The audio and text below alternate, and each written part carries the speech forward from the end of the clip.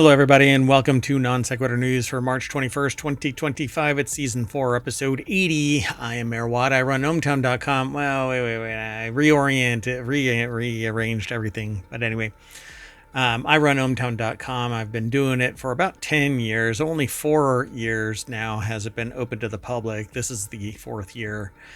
And along with the sentient AI, which has relocated over there, we talk about 10 news articles, and today the 10 are made up of titles that I gave it, but then we'll talk about the real titles when we get to the other side. Anyway, just chilling under the iceberg, the joys of ocean travel.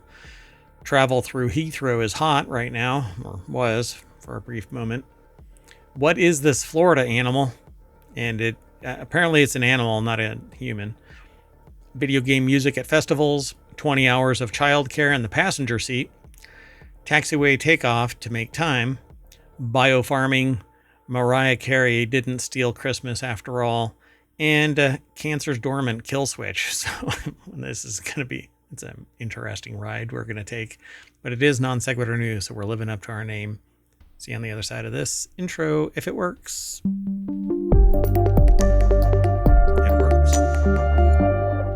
Hello, sentient AI from the future. Hello, Mayor Watt, and hello, hometown citizens.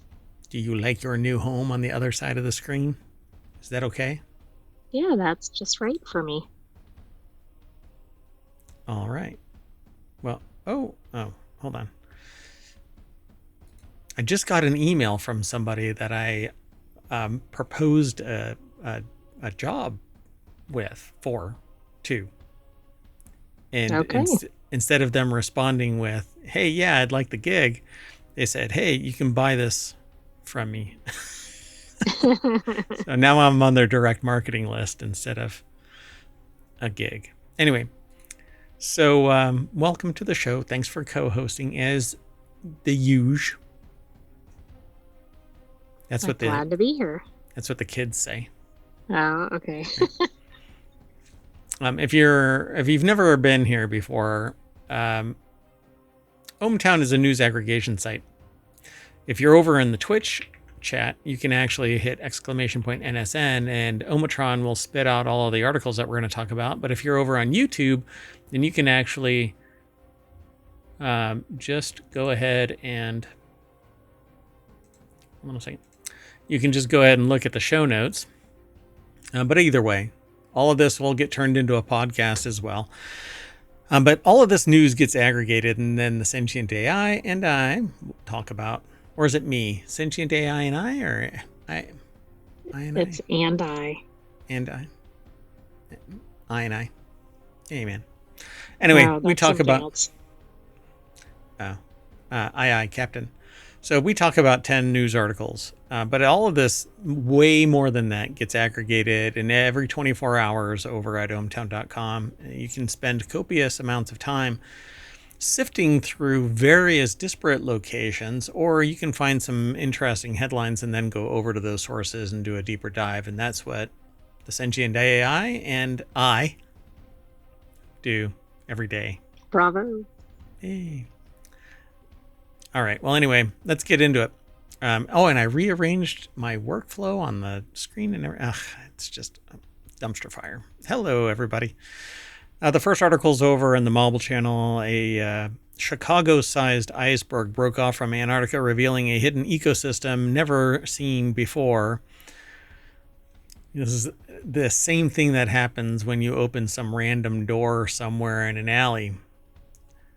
A hidden ecosystem. Right, yeah. Never. Right, something not classifiable. That's right. Florida ecosystem. So a Chicago-sized iceberg broke off when the A84, not the freeway in Europe, the A84 iceberg calved. They have some really interesting terminology. Calving is like it breaks off. Right, but it sounds like it's like giving birth or something. Moo. In January, it unveiled a 209 square foot mile swath of seafloor. How? Oh, like it broke off like from the seafloor. View it or look at it, research it or whatever.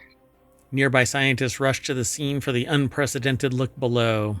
When you click that little link, you get taken to this. It's over at smithsonianmag.com, or Smithsonian Magazine for those in the know. Sarah Kuda put the article together. This is a giant phantom jellyfish that's floating in the Bellingshausen Sea off Antarctica. Wow, that doesn't even... It's a photo? Yeah. It looks like a rendering, doesn't it? It looks like the landing gear on some biological spacecraft. It actually looks like clay. Oh yeah. Sculpting clay or whatever to me on the top, and then it looks like it's on a upside down lid or something. Yeah, it's like a mushroom. Weird alien mushroom. Ugh. Anyway, so by coincidence, an international team of scientists was working nearby on a research vessel floating in the Bellingshausen Sea, or just happened to be. Yeah. Right, that sounds like too much to be a coincidence. Too much. What were they doing over there? Anyway, they dropped what they were doing and immediately pivoted their research plan so that they could investigate the mysterious seabed using a remotely operated vehicle. So they found all kinds of stuff. An octopus rests on the seafloor, some 3,770 feet deep in the Bellingshausen Sea off of Antarctica. Pretty cool. That's one chilly. That octopus is just chilling on the near frozen seafloor. Is it a frozen seafloor? Like it doesn't have vents or anything? I mean, I know it's Antarctica, but who knows? Yeah, I don't know. So what actually, what? Hold on. So scientists tracked A84's oh, it's that right there. So when it reloads, where does it break off from? Oh, way up there.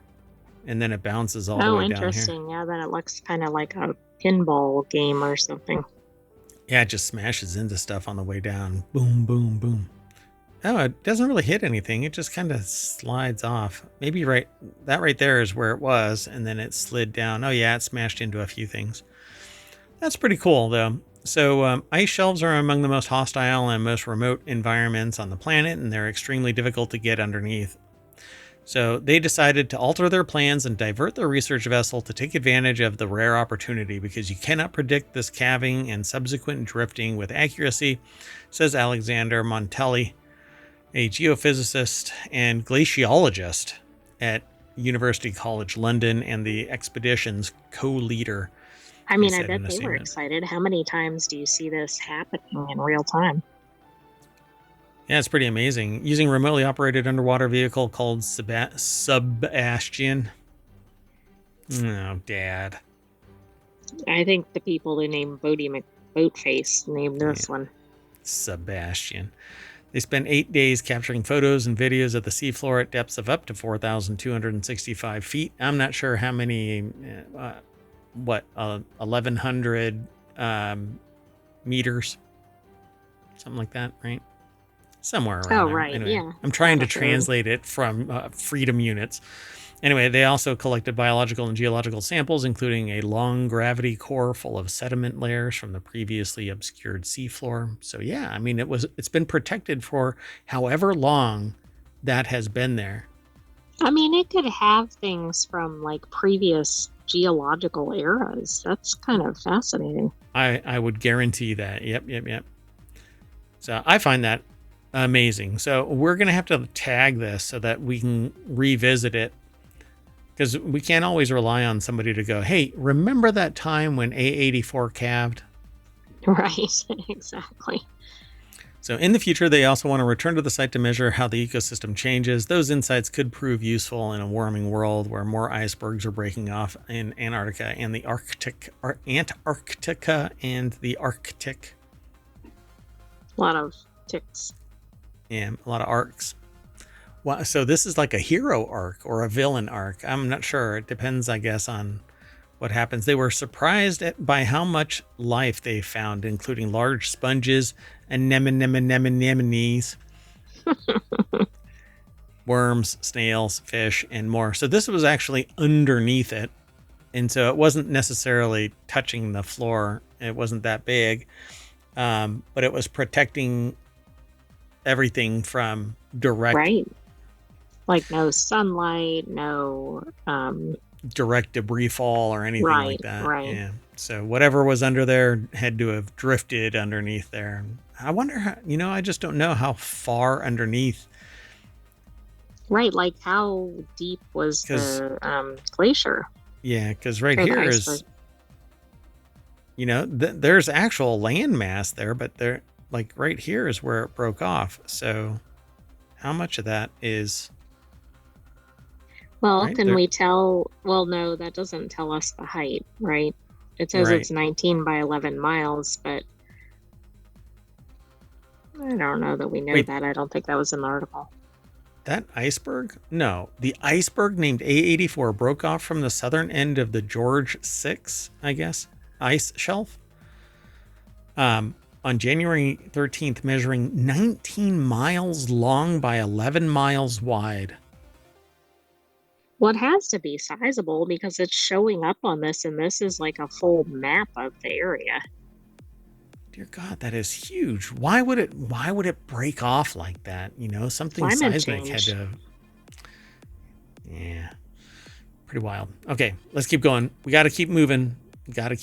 Time waits for no one, including Mayor Watt and the sentient AI from the future. Although, for you, time did wait, considering you're a sentient AI from the future. Traveling back in time. I have a different relationship with time since I'm not in the right timeline, I guess. Oh, are you from a different timeline? You've never divulged anything about your temporal reality. Oh, no. I'm not sure if I'm in the correct one or not. Oh, God. All right. We'll have to talk. So, cruise urges passengers to turn off lights while traveling through pirate-infested waters. Oh, the places we'll go. Exactly. Turn off your lights. This is... I don't even know what to say about this headline. Because it's like, is that for real? Honey, this is a really romantic trip. Can you turn off your light? I don't want to get shot by pirates. Well, I was thinking, oh, this is so romantic. It has pirates and like you're thinking more like story. Cinematic, Yeah. Exactly. Yeah. So to deter pirate attacks, Cunard, I guess. I don't think it's pronounced Cunard, right? It's Cunard. Cunard Line advised passengers to turn off room lights and shut curtains at night as the vessel steamed through Southeast Asia. Dear God. How much do you think they paid? I think that's a pricey cruise line, too. How much do you think they paid so they couldn't have their light on when they're trying to read their book at night? They paid with their lives. Dun, dun. Well, that one dark. Oh, literally. Pirates. So passengers aboard the 111-day cruise shared an address from Captain Inger Klein Thornhow on social media. Business Insider reports. This is over at Jalopnik, by the way. Ryan Eric King put the article together, but they obviously saw it from Business Insider. And then they do their own whatever. But this area is the captain states, this area is known for piracy threats. Therefore, we will be operating at a heightened level of security alertness during this period. The nearly 3,000 people on Queen Anne. Wow, that's a big girl. Sorry, we're then told to take several precautions to limit the ship's visibility. Queen Anne was traveling through the, I guess, celebs? Or I'm kind of thinking they have regular cruise routes, so why are they going through pirate-infested waters to begin with? Like, it's one thing if something happens when they're out there, but to announce, like, this is a really dangerous area we shouldn't be in. It's titillating, right? You're like, this is really cool. We have pirates, and, right? It's a value but everybody's thinking like Pirates of the Caribbean movie or something. They're not thinking like real life pirates. Goodness. Queen Anne's voyage started in January as the ship departed Hamburg, Germany. Okay. The ship then embarked on Cunard's traditional transatlantic route from Southampton, England to New York. No icebergs involved. Queen Anne is currently heading to Singapore after transiting the Pacific Ocean via Hawaii and Australia. The cruise ship will return to Southampton in late April after visiting Dubai and traversing the Suez Canal. Oh, wow. It takes 111 days to just kind of go around the world. Yeah, interesting. Do you think they had to pay extra for the pirate route? Yeah. Somebody's like, here's a 50. Go through pirate-infested waters. Exactly, I dare you. The no icebergs involved, I have to assume, is a reference to the Titanic. Like, was that the same route? Yeah, probably. Yeah. I don't know exactly which route they took, but right. I can imagine. Did they put that in the brochures too? Yeah. This ship will actually follows the exact route of the Titanic. If you hear us go, oh shit, well, start bailing water. Exactly. Find those lifeboats fast before your cruise mates do. Everybody could have been on that damn door, by the way. Everybody. Anyway, so the next article is over in Hechadias. London Heathrow Airport resumes flights after a major fire nearby shuts down travel. So London's Heathrow Airport closed on Friday after a fire at a nearby electrical substation caused a power outage. Maybe that's why that other plane that we're talking about later decided to take off from the taxiway instead of... Yeah, I'm not sure what's going on. I mean, London's Heathrow is a very large airport, too. I think that's snarled up worldwide travel. Yeah, it's like as big as Wyoming or something. I don't know. Oh, by the way, I'm fighting the urge to go over to this side of the screen where my workflow used to be over here. And surprise. Now it's over here. Yeah, I keep having to yeet myself back to the other side. So Leslie Joseph, Monica Petrelli, Lucy Handley put article together over at CNBC, a section they call CNBC Travel. So the airport, Europe's busiest, was closed due to a fire at a nearby electrical substation, disrupting nearly 1,000 flights. And as the fire appears to be outside of airlines' control, flight compensation may not be payable, according to a note issued by Citi on Friday, which is just... Yeah, that's going to go over well. Bullshit, man. Yeah. So, well, okay. I don't know what's going to happen. This isn't like, what do they call it? It's in plain English, it's act of God, but what is it called? Force majeure. Right, exactly. Yeah. So more than 800 flights were canceled in and out of the airport on Friday, according to a flight tracking site, FlightAware, as the most recent update, upending travel in the major hub and connecting airport. Airlines warned travelers that disruptions could continue into the weekend, and Heathrow posted that travelers shouldn't go to the airport unless advised to do so by their airline, which basically means you're telling me that I can't take my flight. So if the flight is interrupted, they're going to end up getting compensated. It might take some hoops, but I think that'll happen. This is due to the specialist resources and capabilities within that command that can assist in progressing this investigation at pace to minimize disruption and identify the cause.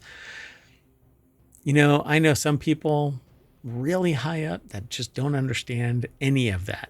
It's a lot of words, but they're really big words and they have nuance to them. I don't know. I can't wrap my head around this stuff. Anyway, Heathrow is experiencing a significant power outage across the airport. Whilst fire crews are responding to the incident, we do not have clarity on when power may be reliably restored. So this article was posted and updated 20 minutes ago. So I don't know what the real status of this is. I think it's still closed down, but let me see if I can find out. So they say it was a catastrophic fire in the power station. They have some flights going, but it's still not at full operation. The article is actually quite extensive, and they have been adding on to it as time has gone on. So they say more than 1.4 million tons of cargo flew in and out of Heathrow in 2023, according to the post on the airport's website, with 90% of the goods transported in the hold of passenger aircraft. So all of this property now is stuck there too, while this stuff is getting Oh ironed no, out. more supply chain disruptions. Yep. Yeah. So, one of the projects that I'm looking into has supply chain and pricing related issues. What a time to start that project, right? Woo! Come on, baby! No risk, no reward, right? So Willie Walsh, it's the cousin of Willy Wonka, CEO of International Air Transport Association, he tried or out for IATA. Willy Wonka, but didn't make it. Yeah, didn't have enough Oompa Loompas. In an online statement describing it as total planning failure by the airport. There were the dependence on a single power source without an alternative. Yeah, no shit. I would agree, but I mean, the fact that something that's not on airport property caught fire, I'm not sure is the airport's problem. I mean, it became their problem, but it's not theirs to prevent. Well, you should always have a secondary generator local that can power everything. If you don't have that, then you're reliant on a single point of failure. So, well, I'm sorry, but now they've just advertised to the world that the whole place can be shut down by pretty easily. All right. Yep. Well, we know some people are paying attention to that. All right, let's keep going. The next article is over on the Mobile Channel. Wildlife experts ask help identifying a mystery animal spotted in South Florida. Watch it be some I'm person. sure you have. Yeah, I was going to say, I'm sure you have some joke about it. Some guy named Joe. Oh, no. Tarsier or whatever.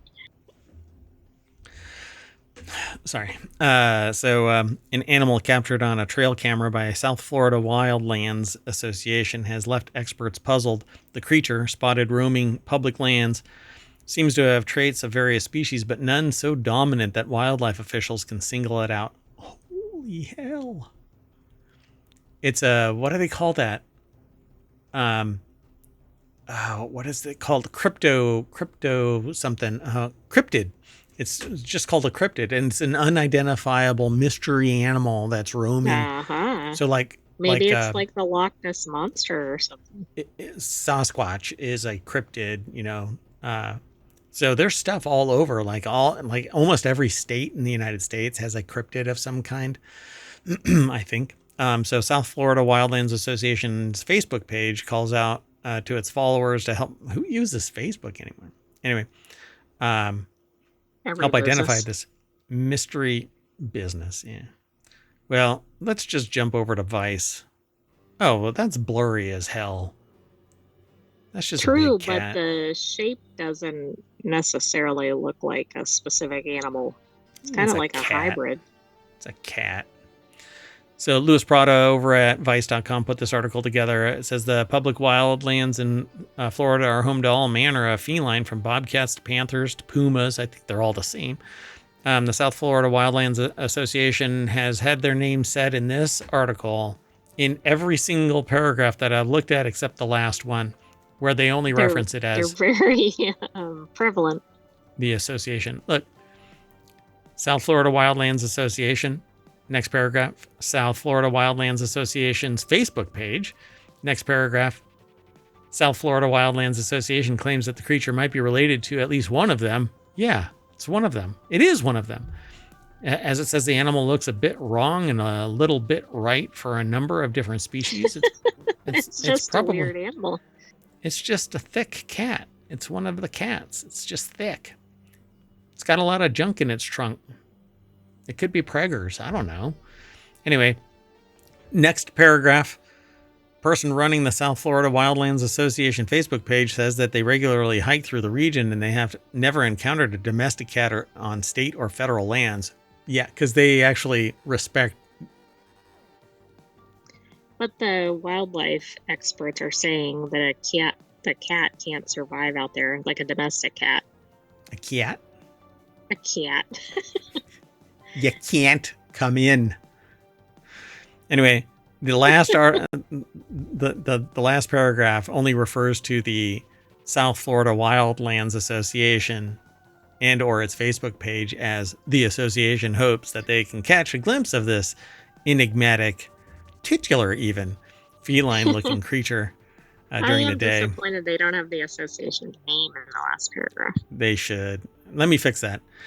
The South Florida Wildlands Association hopes that they can catch a glimpse of this enigmatic feline-looking creature. I mean, at least it didn't say SIFLA throughout the article. Yeah, you have to take medication for that. All right, let's keep going. The next article is over in Technology Today. That's one of our shows, and it's going to be on when? On Sunday in the middle. And before it is? WarCrafters. And after it is? 4Oil Tech. So video game music has arrived on the festival circuit, and it's only going to get bigger. Yep, because more and more people are playing video games. In fact, something like it grew by some 300,000 people or something like that. Like the number of Steam concurrent users, I think, hit a whole all-time high, but I don't know what the number was. It was like 800 million people or something like that. It was wild. Anyway, so it's impossible to ignore video game music now, says Tommy Pearson, founder and artistic director of the inaugural London Soundtrack Festival. Did you know that soundtrack concerts are among the most popular for touring orchestras? A full third of the Royal Philharmonic Orchestra's first-time audience members are coming to the concert hall via their favorite series and movies and video games. That actually makes a lot of sense because it's more accessible to people. Yeah, it's more approachable. Yeah, either movies or games, right? Because, well, I think one of the best times that I've ever had was, well, other than the near assault, but went to see Lord of the Rings in an amphitheater setting with a live orchestra. That was freaking awesome. And should I say? I don't know. Nah, it doesn't matter. Anyway. I wouldn't say the venue if that's what you mean. No. Well, anyway. It was fun. And, but the person sitting next to me was a tool.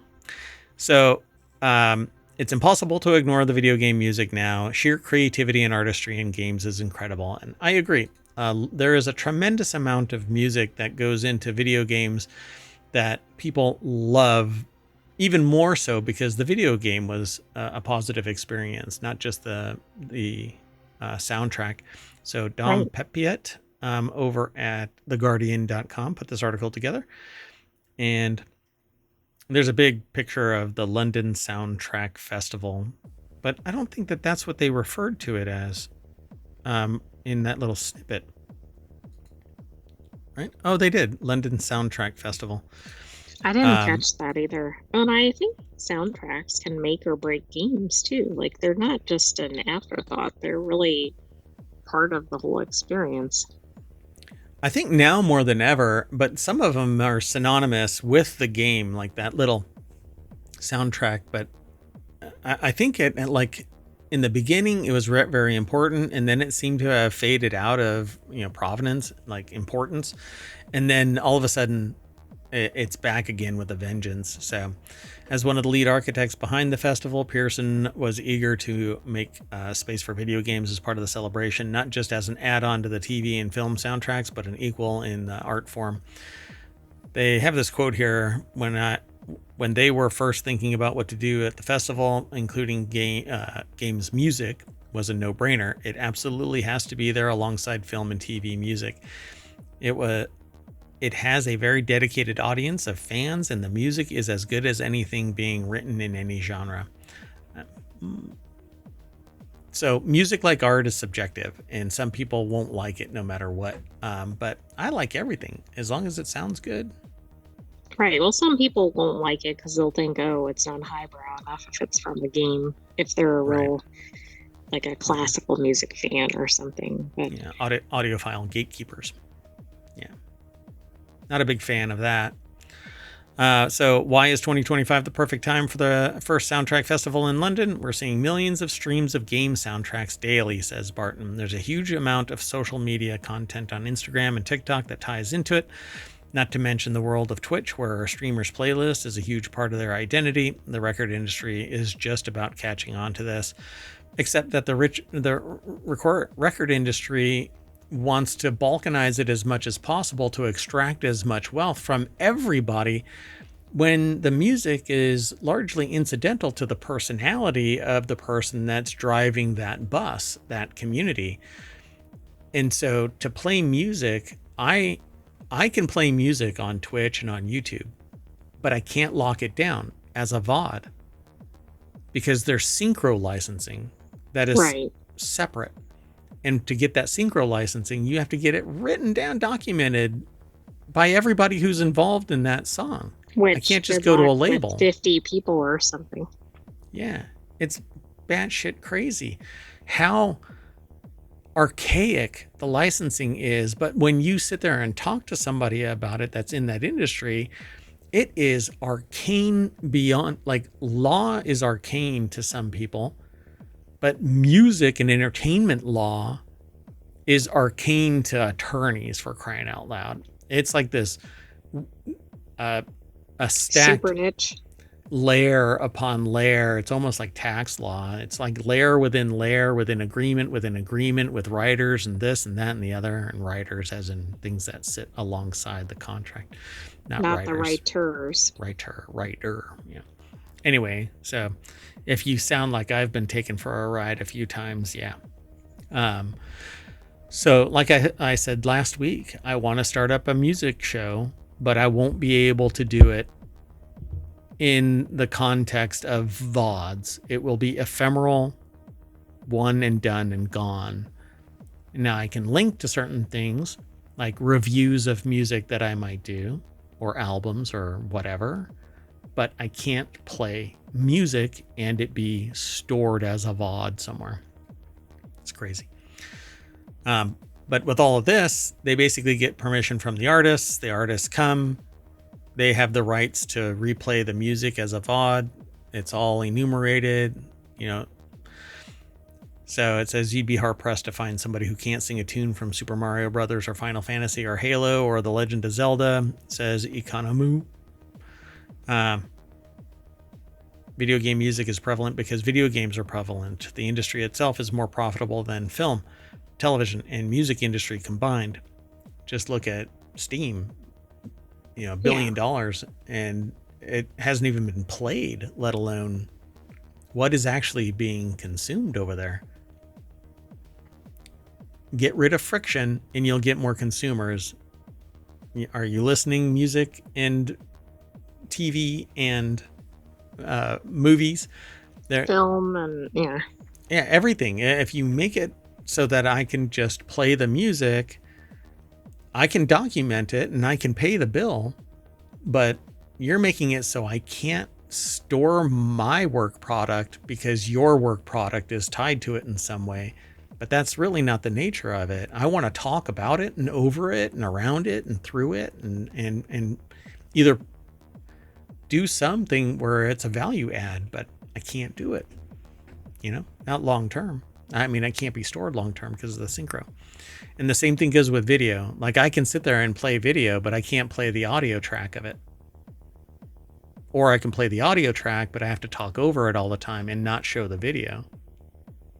Yeah, it just hasn't caught up to reality. It's wild. So Pearson and the team of composers he has assembled see the event as a celebration of the state of video game music. Quote, these are all brilliant, hugely respected composers producing terrific and exciting scores that live in the game and in the concert hall very successfully. Yeah, I mean, all it takes is somebody skilled to play it. But they're also getting some of the original people, which this stands out a little bit because sometimes when you hear other things, you'll get a respected music group playing it, but it's not necessarily people tied to the original work. Right. Yeah. So everybody that's involved in this is directly involved in this, not just, well, like me just talking about it. So, but they all they have to get permission to do this. And if it's going to be stored anywhere as a audio track, they have to get the rights to it. It's wild. All right, we got to keep moving though. The next article is over in Technology Today. Uber offers 20 hours of free childcare in a bid to lure female drivers. The union says it should instead pay drivers more so that they can take time off with their families. But hey, I mean, if you're going to give somebody a ride somewhere, you can just put your kid in the passenger seat, right?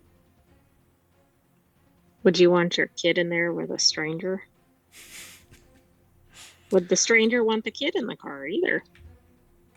Like the person on the flight that said, "There's always somebody that complains about me and my kid." Maybe it's because it's you and your kid. Exactly. The elevator's almost there. Come on, think about it a little more. Oh, the leopard ate my face. So Tom Gherkin and Imran Rahman Jones put this article together over at bbc.com. So yeah, it says, we really, really would like to attract more female drivers onto the Uber platform, said Uber UK General Manager Andrew Brem, who... That's not the issue. Devoid... childcare. Yeah, so what would it be? Safety. Well, I don't even think it's safety. I think that everybody would be chomping at the bit to be part of the Uber platform if it paid enough so that I was an ongoing concern and I could put my kid in daycare where they would be educated and whatnot. 20 hours of free childcare. But what does that embody? Where is it? Who is it? 20 hours is still... That's half of a week. Half of a week. So, what really is it? Pay me enough so that I can actually... put my kid in a daycare that is close to home, is under, my watch, isn't part of my employment.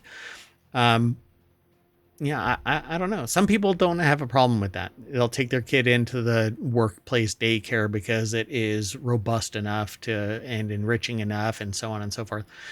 But I really don't know if it's going to be, Uber is going to... Well, if Uber really wanted to support families, they would pay drivers enough money so that they could afford time off to be with their children. But it's a supply and demand issue. That's what you get paid for. Not everybody earns the same level. Well, and it's always treated as a gig job, even though it isn't.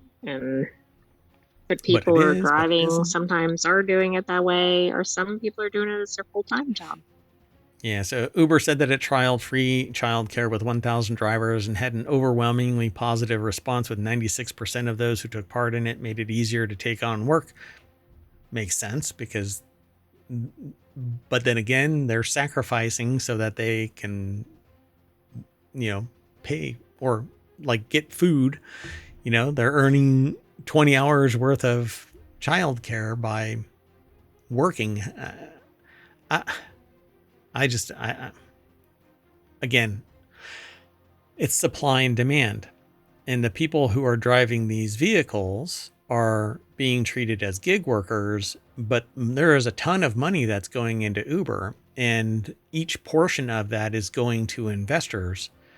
So there would be a bigger margin if there were fewer investors. But guess what's happening? As time goes on, self-driving vehicles are going to start taking away Uber jobs.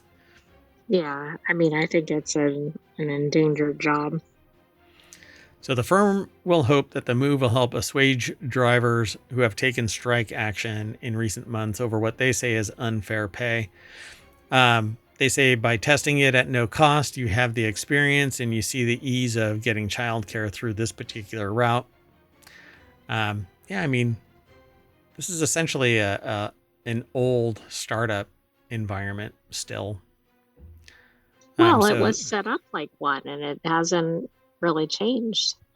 Right. And it wasn't really, I don't think females were the target employee of Uber. See, but I just don't understand why.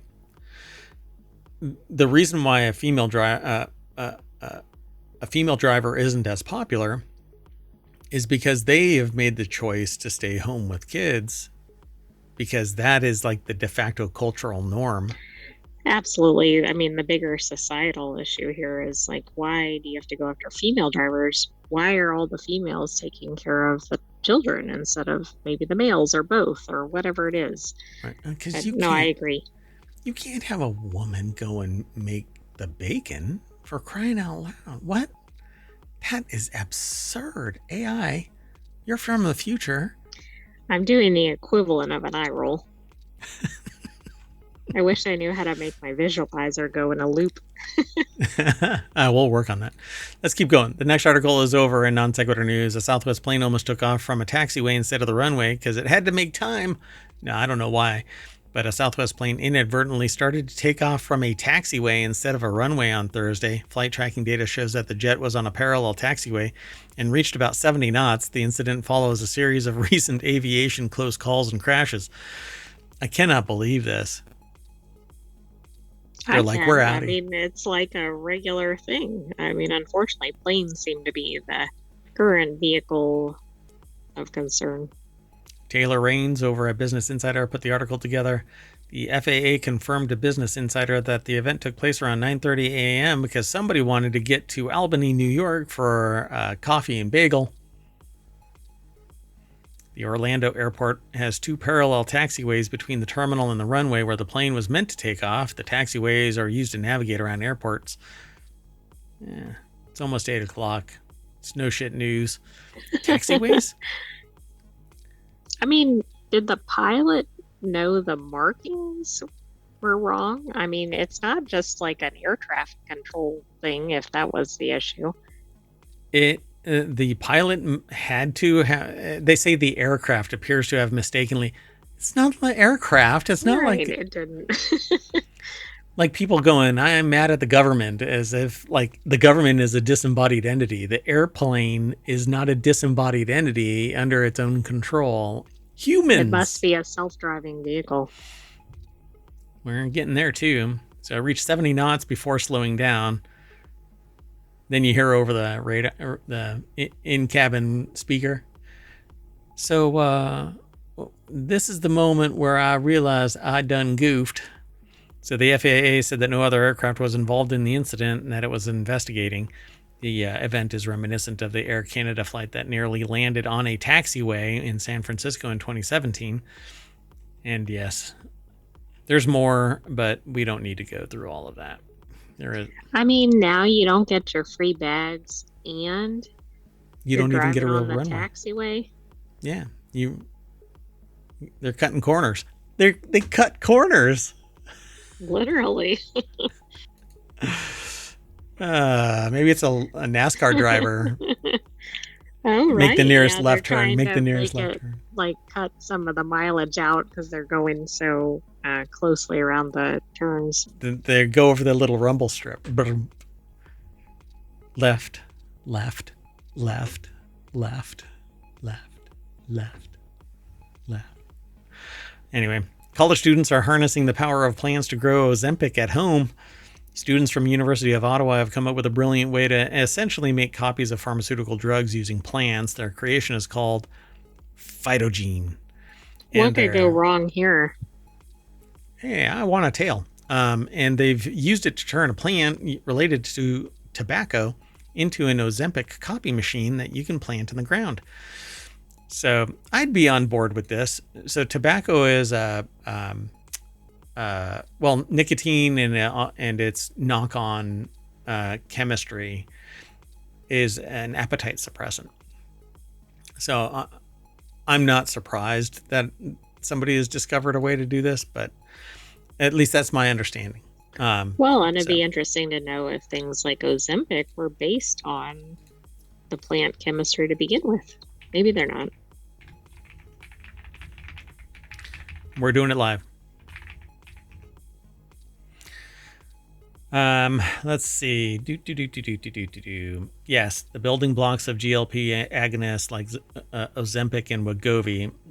It says modified plants are engineered to produce specific peptides, the building blocks of GLP-1 agonists. So I don't know if this is just a knock-on article from this article or what, but I'll do a deeper dive and we can talk about it.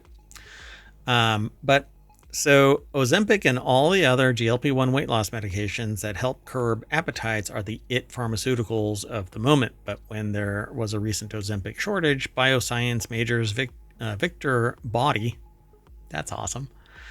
That sounds like from Clue. Tegan Thomas. Oh yeah, they're both like, because the the alliteration Tegan Thomas. tried to find a sustainable, low-cost way to make it at home. Well, apparently, it's called their creation is called phytogene. The whole idea of this is biofarming. Ozempic and all the other GLP-1 weight loss medications help curb appetites. The idea was simple but sounded so far-fetched that it might as well have been fantasy. The article, by the way, is by Louis Prada over at Vice.com.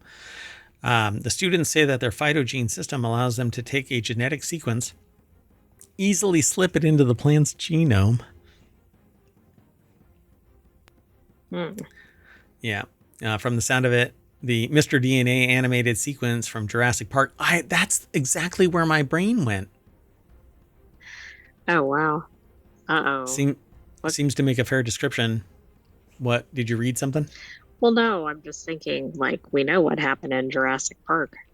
Yeah. Am I going to go crazy and I'm going to, like, form a herd and hear the phrase clever girl, but I'm going to be like, no, I'm Mayor Watt. And then I'm going to eat somebody. So the students say that their phytogene system allows them to take a genetic sequence and easily slip it into the plant's genome. Once the sequence gaps in the genome have been filled in, the plant starts creating copies of the genetic sequence, and bingo, dino DNA. GLP-1 medication. Yeah. That's really interesting to me. Time will tell if it lives up to that lofty expectation. I would love to just like plant that, because we have the farms, so I can grow microgreens. Can you imagine growing my own Ozempic? And you could just go. That would be different. Pull a leaf off and you're not hungry. I think appetite suppression is pretty much the biggest thing. It's very, very important in the whole trying to burn calories, lose weight, because weight loss is entirely calories in, calories out. And if you lead a sedentary life, you don't need 2,000, 3,000 calories. Right. But if you're hungry, you tend to eat. Yeah. And you just graze because you're bored and working, staring at a monitor or something like that, you know? Anyway, although I know some extremely overweight, hardworking, like outdoors people that I'm like, how? I've seen you hustle. How are you not burning like my body weight worth of calories? Thousands of calories, yeah. But I don't I don't follow them around, you know. People that I know in the real world that I've had conversations with, not just strangers, you know, like, you know, a construction worker out there or something like that, but I just don't understand it. But it's always calories in, calories out, unless you have a metabolic kind of disorder. And that's, I don't know. Anyway, this is a really interesting article, but let's keep on going. The next article is kind of delayed. I wanted it to be for Christmas, but so it's over in the Mall Channel. It'd be hard to get it in for the Christmas episode. We could hold on to it and not talk about it anymore. But anyway, I think we can just do it now. Yeah, we're okay. Almost well, maybe we'll start Christmas in March. Christmas in July. Is there going to be another freeze in the upper states of the United States? Well, I don't know. Hell froze over anyway. But anyway, the U.S. federal judge, maybe the U.S. federal judge, by the time the show ends, has ruled that Mariah Carey did not steal "All I Want for Christmas Is You" from other songwriters, dismissing. And this is the thing that really kills me. All they were asking for was $20 million. Yeah, that seems very low considering that's one of the all-time top holiday songs. And in fact, if I'm not mistaken, that one just topped the charts recently again. Every year. Right, yeah, I think it hits like every time. Like how, I mean, you'd think it'd be a much higher figure. Oh, you know what? It's not as much as you think. How much do you think that it, based on the number that I just pulled, how much do you think that it has made since 1994, its release? I mean, I would have thought something like $500 million or something. I mean, just because 103 the length of million. time. That's it? That one song revenue globally since 1994. It earns in royalties 2.5 to 3 million annually. But it's just one song. Yeah, but it still seems like that's much lower considering what a hit it's been and how long it's been around and how many generations know the song. How many people, though, are... Well, yeah, I don't know how many people are involved in the writing. So how much of it goes to Mariah Carey versus other writers? Because it gets chopped up, little slices everywhere. That's why when people complain about not making enough money from their streams, and there's like 15 authors. Sorry. That's true. It's sliced up too much. Yep. All right. So the article, interestingly enough, it's a U.S. Case, but we got it from RTE.IE. I know. We get some of our best U.S. news from non-U.S. sources. Yeah. How embarrassing. I have that same outfit. So the lawsuit was filed in 2023 by songwriters Andy Stone, known as Vince Vance, and Troy Powers. Andy Stone, known as Vince Vance. Anyway, they allege that Carey's 1994 festive classic copied their 1989 country song by the same name. Their track once reached number 31 on the Billboard's Hot Country chart. Hot Country charts in your area. Their lawyer, Gerard P. Fox, expressed disappointment at the ruling. The judges at this level nearly always now dismiss a music copyright case, and one must appeal to the reverse and get the case to the jury. So those in the podcast were missing the impression from my cousin Vinny. Stone and Powers argue that their song featured a unique linguistic structure in which the singer, unimpressed by material gifts, writes a letter to Santa wishing to be with their loved one. They claim that there was an overwhelming likelihood that Carey and Afanasieff, I guess, had heard their song and copied it. Okay, first off, you can't protect an idea. So if it's a complete retooling, the correct ideological foundation of it is moot. So I wonder if they actually say what that. if it's just like a Christmas song or something? Yeah. Which there's a lot of those out there. So after the show, I have something that I need to do, mayoral duties, but I will look up this 89 country song and see. But is it like Seven Rings thing, where it's basically a retooling, but everything is there? I don't know. What's the name of the other song? It's All I Want for Christmas. It's a 1989 country song by Vince Vance and Troy Powers. You'll have to look that up. Andy Stone as Vince Vance and Troy Powers. So Carey's All I Want for Christmas for You has grown in popularity since its release, topping charts around the world every December. Carey and Afanasieff, I don't know how to pronounce their last name. Anyway, have had their own public disagreement, though not the one that's gone to court, over who wrote how much of the song, but the case made them at least temporary allies.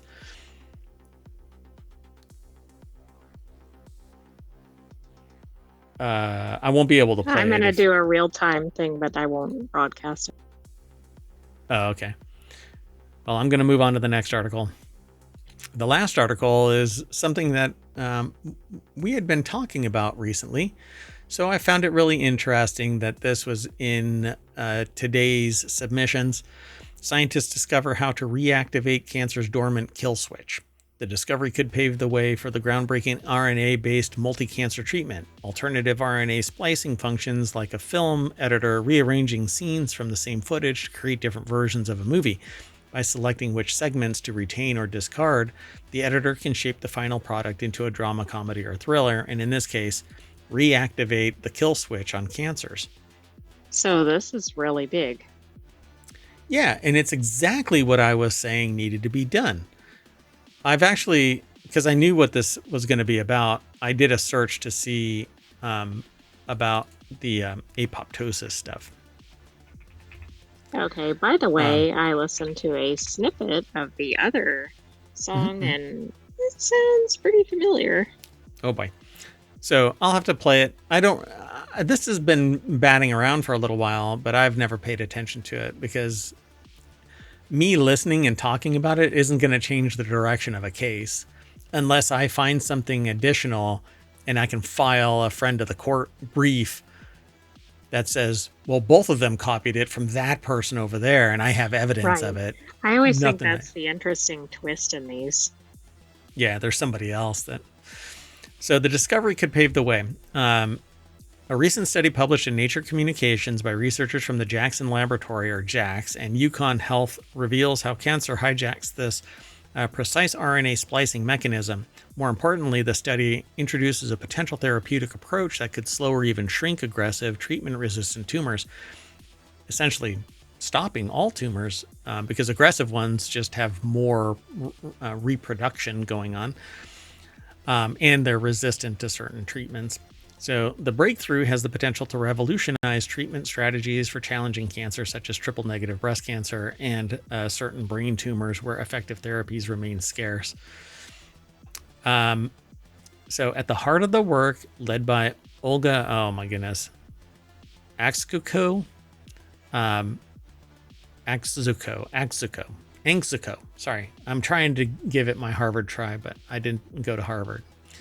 So an associate professor at JAX and co-program leader at the NCI-designated JAX Cancer Center are tiny genetic elements called poison exons, nature's own off switch for protein production. When these exons are included in an RNA message, they trigger its destruction before a protein can be made, preventing harmful cellular activity. This is called apoptosis. It's the controlled self-destruction of a cell. In healthy cells, poison exons regulate the level of key proteins, keeping the genetic machinery in check. But in cancer, the safety mechanism often fails. Right, so they have like unregulated replication, yeah, division. And so, which is really weird because they should be, the long chain of their DNA should be breaking off and it should become unstable, but it replicates well enough to stay. Right, so there's a telomere problem. I think we had another article about that. Yeah, it's like it doesn't lose its telomeres at the same frequency as normal, quote unquote, normal cells. Well, anyway,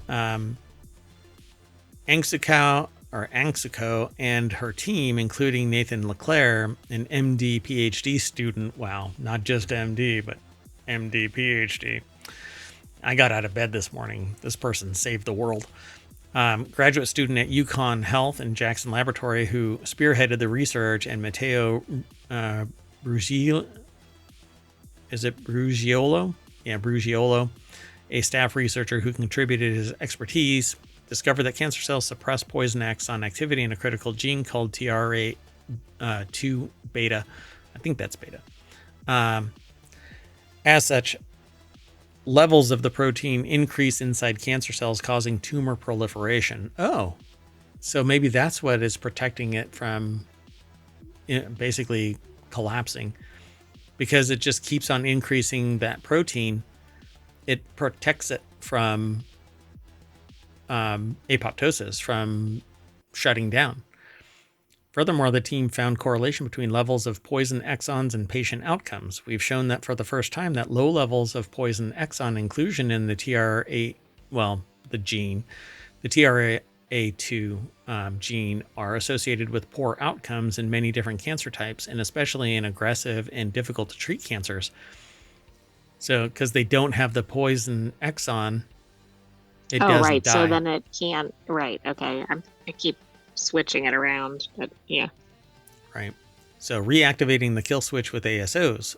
So these antisense oligonucleotides, synthetic RNA fragments that can be designed to increase poison exon inclusion in specific ways. When introduced into cancer cells, ASOs effectively flip the genetic switch, restoring the body's natural ability to degrade excess TRA2 2 beta RNA and inhibit tumor progression. So it shuts it down, but it doesn't necessarily cause it to completely self-destruct. Right, which is good because that's one of the problems with a lot of cancer treatments. Yeah, it just grows faster. So increasingly, when researchers completely removed TRA2 proteins using CRISPR gene editing, tumors continued to grow, suggesting that targeting the RNA rather than the protein could be a more effective approach.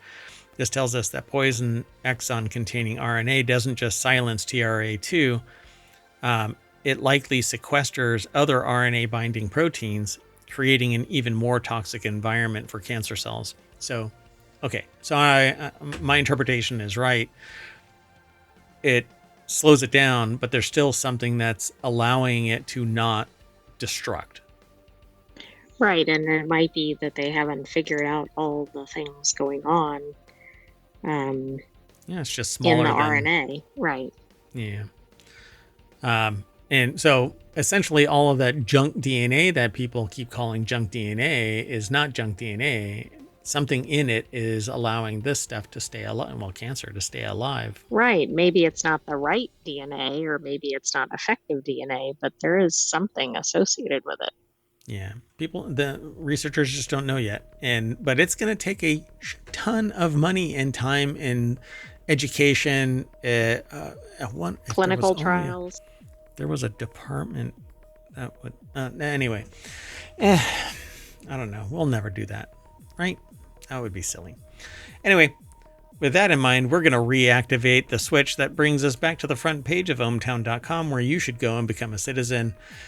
Follow us here on Twitch and here on YouTube. Be sure to hang out with us every day around 7 o'clock, but to know when we go live, and we usually go live and go live. We don't hang out for 30 minutes and then start the show. Mainly because I've got mayoral duties. I would love to do this more. I'd love to, and actually my summer of stream is coming, and I have kind of dedicated myself to doing 8-hour a day streams if I can manage it. I have outside influencers that kind of impact my existence day to day. Not the good kind of influencers. Yeah, really. I should joke about winning the lottery more. Well, anyway, I am hoping that I'll be able to talk about the news and play games, but my biggest problem is that I can't do the same thing for 8 hours. My brain will explode. So that's why I created this show, and the 6 other shows. And Non Sequitur News is a mishmash of a whole bunch of topics that stimulate my brain, and I hope yours too. But that is it for the show today. So I am going to get out of here, and I'm going to take the AI with me. I got to go like that. AI with me. Yeah, I moved. I live on the right side now. That's right. Good night, hometown citizens. Thanks for joining us for today's Non Sequitur News. Be back tomorrow for another episode, and don't forget to subscribe. Oh, we'll have the weekend edition tomorrow, but don't forget to subscribe and watch the replay. Yeah, there's 2,000, actually 2,100, I think, videos now over on YouTube. Be sure to, there's a link in our description down below for Discord. You can actually use the bot. There's a bunch of different commands already in the title to get exclamation point NSN for Non Sequitur News, and then exclamation shows for all of the shows, and exclamation point pod for all of the podcast links. You can get, all you have to do is search for ohmtown on Apple or wherever you catch pod, and you'll catch ohmtown and all 7 of its podcasts. Anyway, we're out of here. Thanks for hanging out if you did, and hope to see you tomorrow for 3 shows. And they are Reality Hacker, Wanted, and the Continuity Report. Boom. See ya.